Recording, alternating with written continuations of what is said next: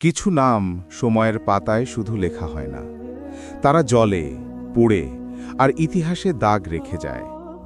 একটি নাম এমনই এক দাগের মতো, আবু লাহাব।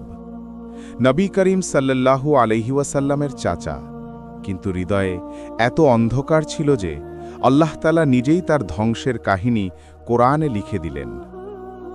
আবু লাহাব কুরাইশের নেতা, ধনী, প্রভাবশালী, কিন্তু পথ নির্দেশ থেকে বঞ্চিত। কেন? কারণ অহংকার তার চোখ ঢেকে দিয়েছিল। অহংকারই তাকে বধির করে দিয়েছিল, আর দুনিয়ার মোহ তার হৃদয়কে করে তুলেছিল পাথরের মতো ঠান্ডা। যেদিন রাসূলুল্লাহ সাল্লাল্লাহু আলাইহি ওয়াসাল্লাম প্রকাশ্যে দাওয়াত দিলেন, সবার আগে যিনি রাগে ফেটে পড়লেন তিনিই ছিলেন আবু লাহাব। পেছন থেকে চেঁচিয়ে উঠলেন, তাব্বা আলাকা, তোর সর্বনাশ হোক।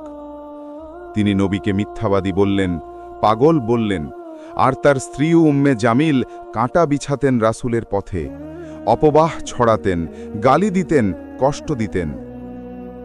এই ঘটনার পরেই নাজিল হল সূরা আল-লাহাব, তাব্বাতি ইয়াদা আবি লাহাবিন ওয়া তাব। তার দুই হাত ধ্বংস হোক, আর সে নিজেও ধ্বংস হোক। তার সম্পদ, তার গৌরব কিছুই তাকে বাঁচাতে পারল না। সে জ্বলন্ত আগুনে পতিত হবে, আর তার স্ত্রীও, যার গলায় থাকবে দড়ির ফাঁসের মালা। বদরের পরাজয়ের পর আবু লাহাবের শরীরে দেখা দিল ভয়াবহ রোগ। মানুষ তার কাছাকাছি আসত না, গন্ধে ঘৃণায় দূরে সরত। মৃত্যুর পরও কেউ তার লাশ ছুঁতে চাইল না।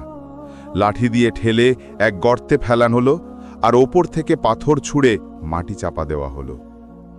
এটাই তার পরিণতি, যে সত্যকে অস্বীকার করেছিল আর অহংকারকে আলিঙ্গন করেছিল।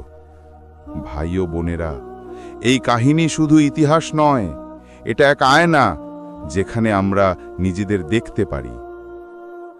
যদি এই গল্প আপনার হৃদয় ছুঁয়ে যায়, তাহলে তাওহীদের কথা চ্যানেলটি সাবস্ক্রাইব করুন, কারণ আমরা বলি সেই গল্পগুলো যেগুলো শুধু শোনার জন্য নয়, অনুভব করার জন্য। ইসলামী ইতিহাস, ঈমানের আলো আর মানুষের বাস্তব অনুভূতি সব এক জায়গায়। তাওহীদের কথা, যেখানে প্রতিটি গল্প একটি শিক্ষা।